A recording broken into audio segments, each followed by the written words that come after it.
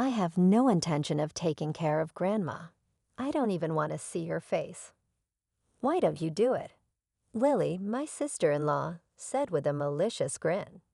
She probably thought that if she could take control of the house, she wouldn't have to worry about Grandma at all. My brother smirked beside her, glancing at me and Grandma.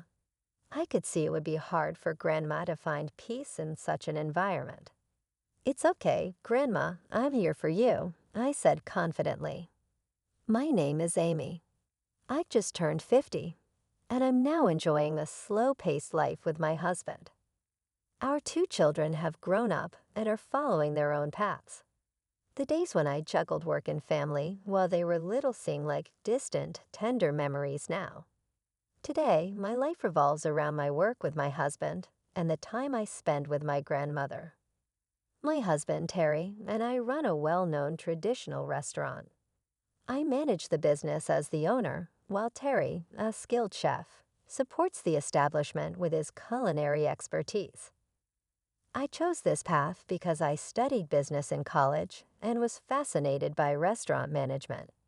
Initially, I wanted to cook for our guests, but things didn't go as planned, and I quickly shifted focus. During college, I started a kitchen job at a luxury hotel near the university, but my cooking skills were lacking. A senior coworker told me I couldn't even peel vegetables properly, so I was reassigned to serving. Although it was a blow, it's now a funny memory we laugh about. Whenever I face challenges, I turned to my grandmother. She would listen quietly until I finished, then look me in the eye and say, "Amy, I know your dreams and hopes, but life isn't always a straight path. There are detours and bends, and each of these experiences helps you grow. Go at your own pace and stay strong." Her words were a comforting balm. Thank you, Grandma. No matter how small the step, I'll keep moving forward. I'd say, always buoyed by her gentle encouragement. Having lost my parents early on, she was my greatest comfort and cherished treasure. In the midst of all this, I met my husband, Terry. He was a chef at the hotel where I worked part-time. Having mastered cooking over the years, and knowing about my passion for cooking, he approached me and said, "I'm still learning myself, but I'll teach you everything I know if you're interested." I was thrilled and eagerly accepted. From there, we started with the basics, cooking together at each other's homes. The hotel's kitchen was often occupied, so we practiced at home, creating our own private cooking class. As we cooked and stirred pots together, our relationship grew deeper. Before long, we were seriously dating, and after a few years, we got married. Even after marriage, Terry continued to pursue his passion in the hotel kitchen, while I joined a startup overseeing several restaurants to understand the practical aspects of business management. The theories I learned in university and real-world experience were worlds apart.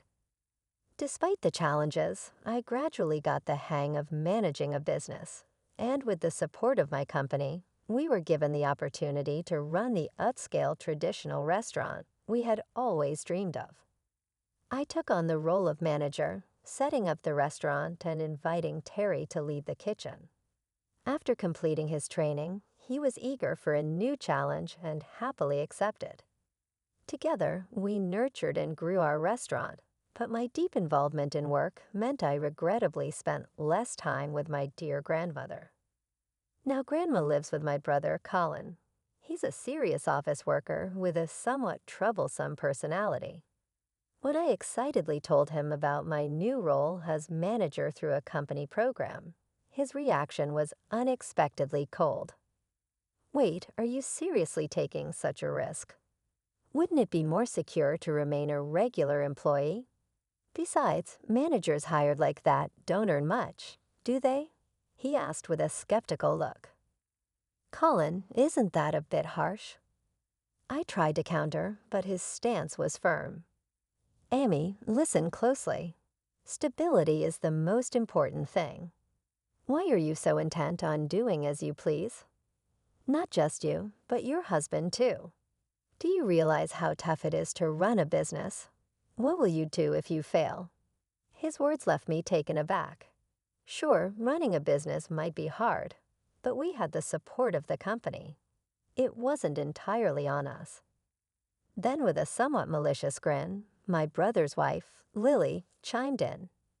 You two are quite daring, aren't you? But if things go south, don't come running to us for help.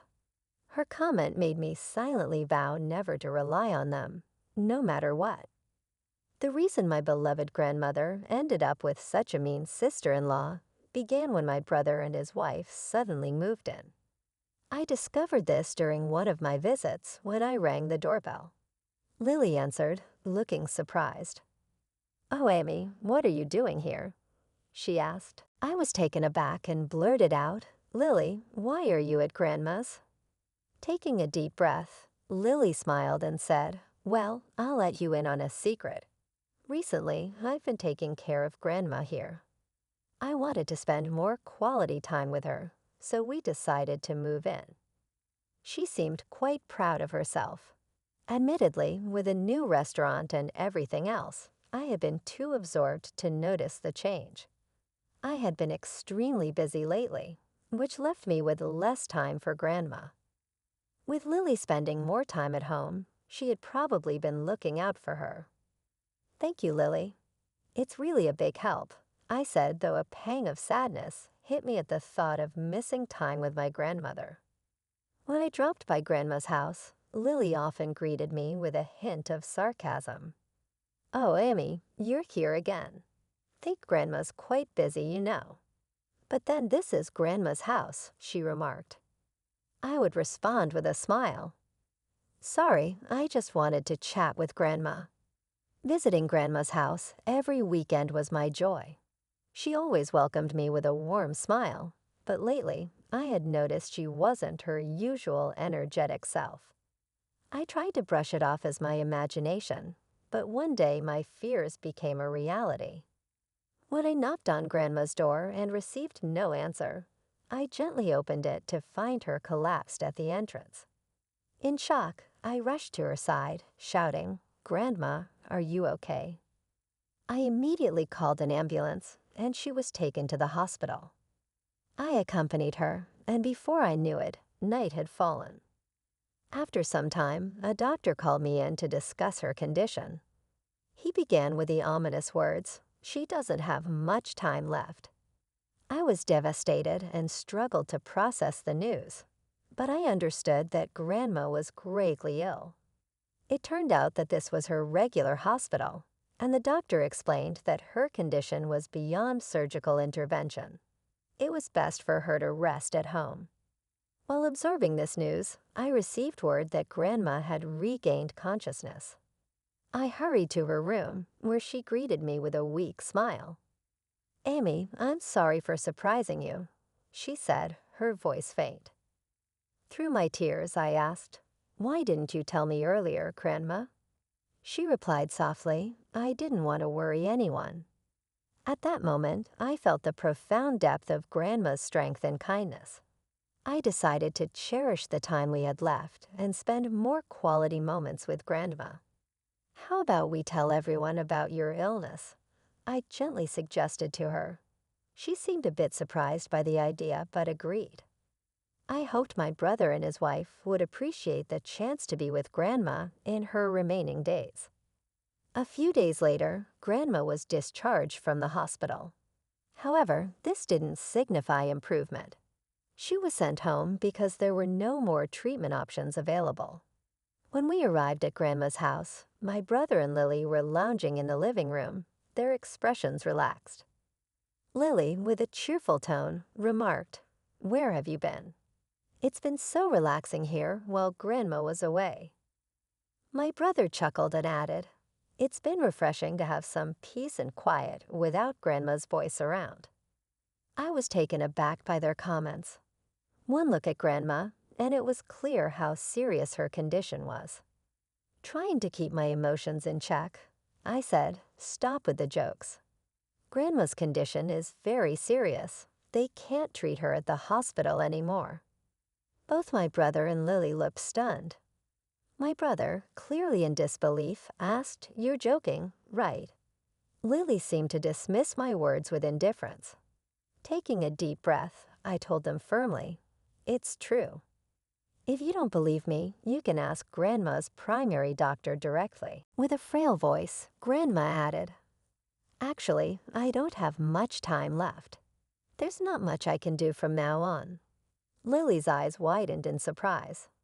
"Wait, I didn't sign up to be a caregiver. I'm just living here to save on rent. I can't handle such a huge responsibility," she said, her voice tinged with annoyance. I was incredulous at her words. Grandma's eyes filled with deep sadness as she whispered to herself, "So I'm a burden now." It was clear that Lily and my brother were only concerned with their own comfort, disregarding Grandma's feelings. Holding Grandma's hand, I comforted her. "It's okay, Grandma. I'm here for you. This is your house, and we should prioritize your well-being." I told Lily firmly, but she remained stubborn, showing no sign of changing her mind. "I'm sorry, Amy," Lily finally said, though it was clear she wasn't truly remorseful. I was taken aback by their attitudes. Grandma, wiping away her tears, apologized, and I felt a deep urge to protect her. Lily's gaze was filled with annoyance, as if dealing with us was a burden. "Can you just leave? Honestly, I get distracted with you guys around. Don't come asking for help later because I won't be inclined to assist," she said, her tongue sharp. "Seriously, just thinking about Grandma gives me a headache." "Don't try to shift the responsibility onto us," my brother added, glancing at Grandma with evident irritation. It was clear that the inconvenience was on their side, yet as soon as they learned about Grandma's condition, their only thought was to get rid of her. Their attitude filled me with a heavy sadness. "We won't be speaking to you anymore. Our family relationship ends here. If anything happens later, don't rely on us," Grandma said, her voice trembling and her eyes misty. "I won't come to this house anymore. Goodbye," she added. "Great. Even if Amy gets into trouble somewhere, we won't be involved," my brother smirked. "If Amy is in trouble, it's none of our concern." "To your best with Grandma," Lily said with a dismissive wave. With that, Grandma and I left the house. I decided to take her to my place in a taxi and start a new chapter together. As the taxi door opened, Grandma's eyes widened in surprise. "Oh, what a magnificent house!" she exclaimed, clearly impressed. Indeed, our home was larger and more glamorous than where Grandma had been living. The company we work for is unique. In addition to our regular wages, we receive bonuses based on the restaurant's revenue. This generous system was designed to motivate employees, providing us with a stable and comfortable lifestyle. As I was lost in thought, the front door opened gently to reveal Terry with a warm smile. "Welcome back, Amy. How's everything going?" he greeted cheerfully. I had texted Terry about Grandma's arrival, and he had thoughtfully prepared tea for us. After such a long time, Grandma was delighted to see Terry again, her face lighting up with a warm smile. I led her into the living room and served her some comforting tea. As she sipped it, she looked visibly relieved and took a deep breath, saying, "This place feels like somewhere I can comfortably spend my remaining days." At the other house, I felt like I was just in the way. Her words carried a hint of sadness, and I could sense the coldness she had experienced from Lily and my brother. My shock grew when I learned that Lily had been taking Grandma's pension money without permission. Could Lily really do that? I muttered under my breath. Terry, equally shocked, said, "I can't believe it. We can't let this go." I felt the same way. "We should give them a taste of their own medicine," Terry said passionately. I nodded in agreement. "Yes, let's take some action." A few days later, I received several calls from my brother. After waiting a while, I answered to find Lily's angry voice on the other end. "Hello, Why the constant calls? I asked, feigning ignorance. It's about Grandma's house. We've been asked to leave suddenly. This is your doing, isn't it? Lily shot back. Trying to hide my amusement, I replied, I have no idea what you're talking about. Her stress was evident as she said, Wait, why would she do that suddenly? Did you and Terry plan this? No, we didn't do anything, I said calmly. Grandma decided to sell the house because it was in her name all along. We were surprised too, but she simply wanted to move on. The sale has already been finalized, and there's a new owner. Staying there longer might cause issues. Lily's voice was filled with a mix of shock and confusion. Do you think Grandma really understands what's going on? Did you guys offer her some sort of sweet deal? No, we didn't do anything of the sort, I assured her. Grandma just wanted a fresh start. Terry spoke with a real estate agency right away, and Grandma agreed to the sale because she didn't want to deal with you and Colin anymore. As I spoke, I felt a sense of satisfaction. Let them find a new path and build our lives separately. I added, ready to move forward and leave the past behind. I ignored Lily's frustration and tried to stay positive. Where are we supposed to live now? Our previous flat is gone. Lily's voice quivered with anger. From what I gathered from Grandma, Lily had a penchant for shopping, always flaunting the latest designer bags and frequenting beauty spas and salons nearly every week. My brother's income, on the other hand, wasn't particularly high, and with their old debts, their financial situation must be quite strained. Despite their challenges, my brother seemed infatuated with Lily's beauty and probably indulged her every whim, which is why they had moved into Grandma's house to save on expenses.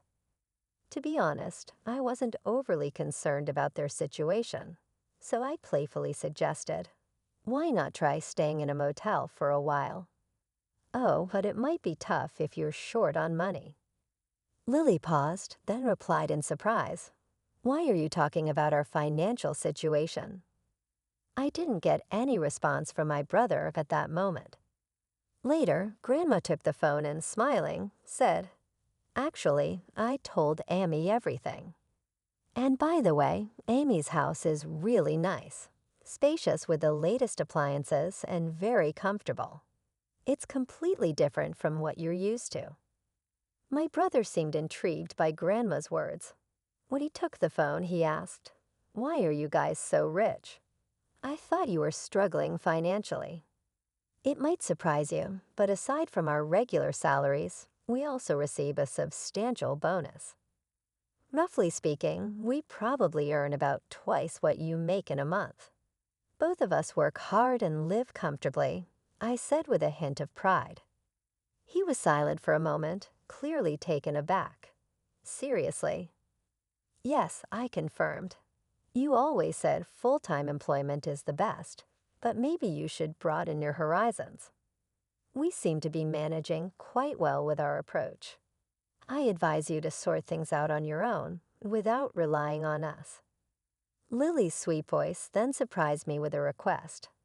Hey, Amy, could we visit your place? Just your brother and me? Even if it's just for a short while. Taken aback by her proposal, I firmly replied, No. I've already told you that we're done. Figure things out on your own. They tried calling me several times afterward, but I had nothing to discuss and chose not to answer. I decided they were no longer part of my life. Soon after, I received unexpected news. My brother and Lily had been arrested for shoplifting from a small store. From the police, I learned about Lily's enormous debts, which far exceeded what my brother's salary could cover. She had even been siphoning money from Grandma's pension. Debt collectors had gone to my brother's workplace, which forced him to leave his job. Their financial situation deteriorated rapidly, and they were reduced to stealing donuts and sandwiches to eat. The police informed me that during their arrest, both my brother and Lily had pleaded with them to reach out to me. My brother said, "I know we've done wrong, but please help us." Lily tearfully begged, "Forget our past mistakes and help us just this once." Despite their pleas, I couldn't easily forgive them. The reckless spending and neglect of Grandma had led to serious consequences. I believed they were now facing the outcomes of their own decisions. Months have passed since then, but my feelings remain unchanged. Grandma is still lively and enjoys each day, which brings me comfort. I've taken time off work to spend quality moments with her, and I'm grateful that my company is supportive during times like these. Though Grandma occasionally feels unwell, we find joy in our walks through the garden and in our conversations about the flowers. These moments are precious to me. Grandma, you're